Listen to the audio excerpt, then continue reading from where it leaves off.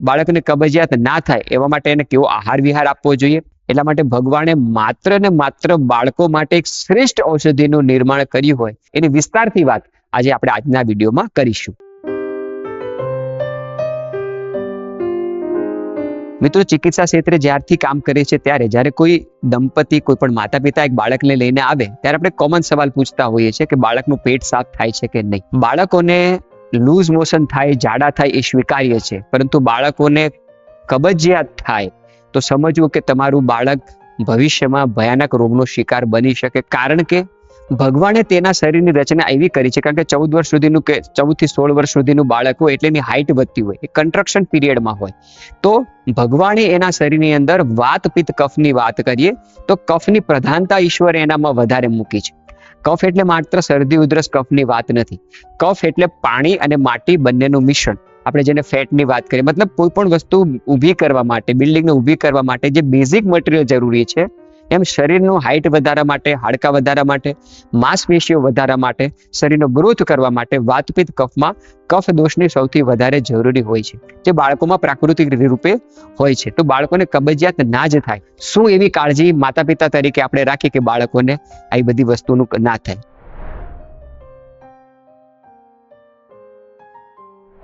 બાળકના શરીરની અંદર ઓલરેડી કફ ધાતુનું પ્રમાણ વધારે છે. જ્યારે શરીરની અંદર કફની માત્રા વધારે હોય ત્યારે પ્રાકૃતિક રીતે જ શરીરમાં ભૂખની માત્રા ઓછી હોય તો વારે વારે બાળકને ખવડાવવું, બાળક નથી ખાતું ને જબરજસ્તી ખવડાવવું, આ આદતથી બાળકને દૂર રાખો.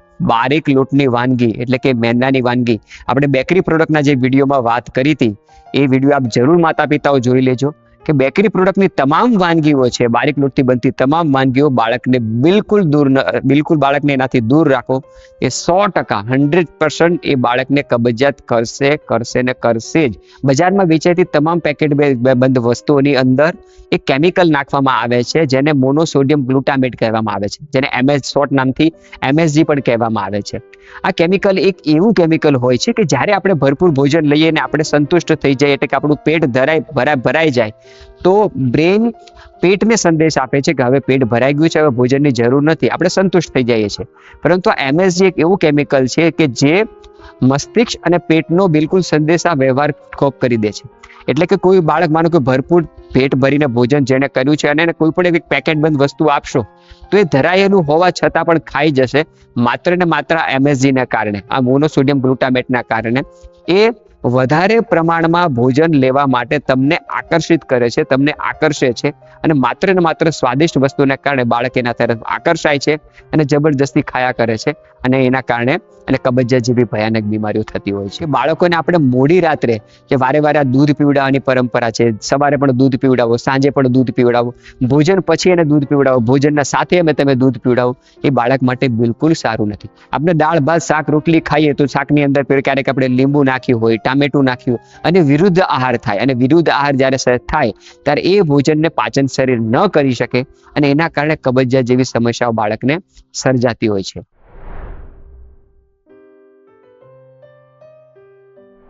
બાળકના મેનુમાં બને ત્યાં સુધી રસ પ્રધાન વસ્તુઓ આપવી જોઈએ. દૂધી, તુરિયા, ગલકા, કોળું, પરવળ જેવા શાકભાજી આપવા જોઈએ. બાળકને સ્વાદની લાલસા વધારે હોય તો કોળાનું સૂપ બાળકને પીવડાવવું જોઈએ, દૂધી વત્તા સરગવાનું સૂપ પીવડાવવું જોઈએ, એ બાળકો માટે બહુ સારું છે. ચણાના લોટની વાનગી બાળકો માટે ખૂબ જ લાભદાયક છે.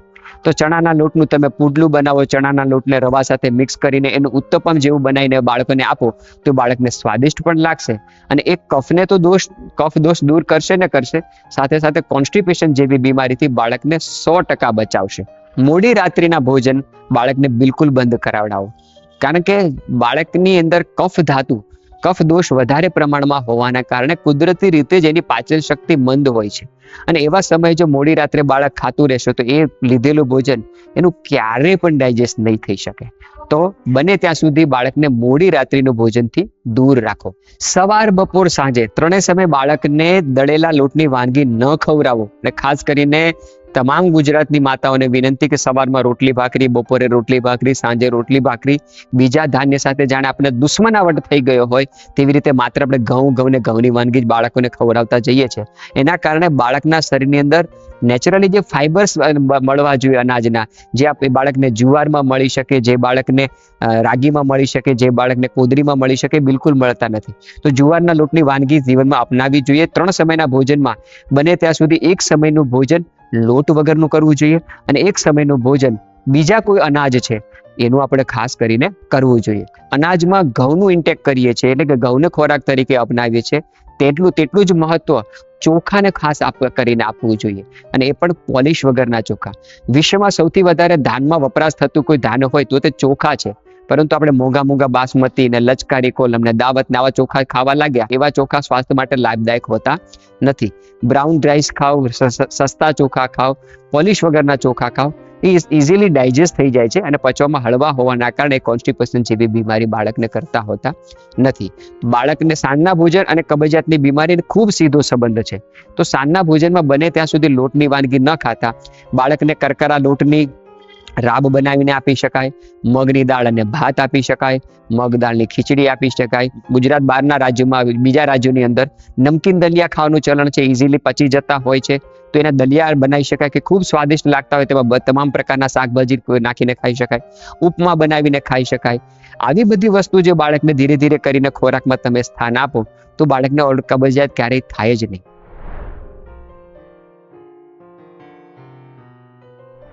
ભગવાને બાળકને કબજિયાત ના થાય અથવા તો થઈ હોય તો કબજિયાતની બીમારી દૂર કરી શકાય, એટલા માટે ભગવાને માત્ર ને માત્ર બાળકો માટે એક શ્રેષ્ઠ ઔષધિનું નિર્માણ કર્યું હોય તો તે છે ગરમાળાનો ગોળ. ગોળની વાત આપણને તરત શેરડીનો ગોળ દેખાય નહીં. અમલતાશ નામનું એક ઝાડ થાય, આપણે ઘણી જગ્યાએ જોયું હશે કે તેમાં પીળા કલરના ફૂલો આવે અને લગભગ 1-1, 1.5 ફૂટની લાંબી શીંગો લટકતી જોવા મળે.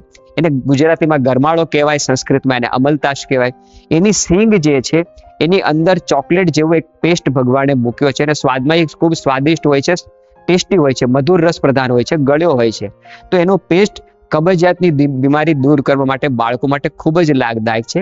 એને મૃદુ રેચક કહેવામાં આવે છે. મૃદુ એટલે કે સોફ્ટ છે, છતાં એનામાં રેચક ગુણ છે. તો જ્યારે તમને એવું લાગે કે બાળકોને કબજિયાતની બીમારી છે તો આવી તમામ માતાઓએ ગરમાળાના ગોળનું પાણી બાળકને પીવડાવવું જોઈએ. ચાના 1 કપ જેટલું, મુશ્કેલથી 25 થી 30 ml જેટલું પાણી લેવું, એને ગરમાળાનો ગોળ નાખીને પાણીને સારી રીતે ગરમ કરી નાખવું.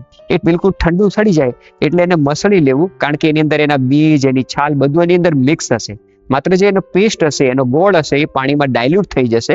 એટલે તમે એને મસળી લો, ગાળી લો અને એનું જે પાણી જે હોય એ બાળકને પીવડાવો, એટલે બીજે દિવસે બાળકનું પેટ ખૂબ સારી રીતે સાફ થાય. પણ એમાં ધ્યાન રાખો કે બાળકની સવારની સ્કૂલ હોય તો આ જ પાણી એને બને ત્યાં સુધી સાંજે 4-5 વાગે આપી દો, જેથી કરીને સવારનું પેટ સાફ થઈ શકે. મોટાભાગની બજારમાં વેચાતી કબજિયાત દૂર કરવાની દવાઓ એ આંતરડાને ડ્રાય કરી નાખે. આંતરડું કોરું ન રહેવું જોઈએ, એ સ્નિગ્ધ રહેવું જોઈએ. પરંતુ ગરમાળાનો ગોળ ઈશ્વરે એવો બનાવ્યો છે, મૃદુ રેચક હોવાના કારણે એ આંતરડાને લુબ્રિકન્ટ કરે છે, તો તે બાળક ઉપર કોઈ આડઅસર કરતું હોતું નથી. એ બાળકને આપ જરૂર આપી શકો. તો એક માં જેવી રીતે એક બાળકની કાળજી રાખે, એવી જ રીતે હરડે, એટલે કે સંસ્કૃતમાં એને હરિતકી કહેવામાં આવે, એ બાળકો માટે વરદાન રૂપ છે. તો શું કરવું? બજારમાં પેલી હિમેજ મળતી હોય છે, એનું મોટું સ્વરૂપ એટલે હરડે. તો આપણને નાની હિમેજ મળી જાય તો પણ ચાલે, મોટી હરડે મળી જાય તો પણ ચાલે. નાની જે હિમેજ મળે, માનો કે તમે 100 ગ્રામ લઈ આવ્યા, એને થોડા દિવેલમાં તમે ફ્રાય કરી દો, 24 કલાક એને રહેવા દો, પછી મિક્સચરમાં પાવડર કરી નાખો. ચાના 1 કપ જેટલો પાવડર પાણી લીધું, એની અંદર 1 ચમચી હિમેજનો પાવડર, દિવેલમાં સાતરેલી હિમેજનો પાવડર બાળકને જો તમે પીવડાવો તો ખૂબ સારી રીતે બાળકનું પેટ સાફ થતું હોય છે.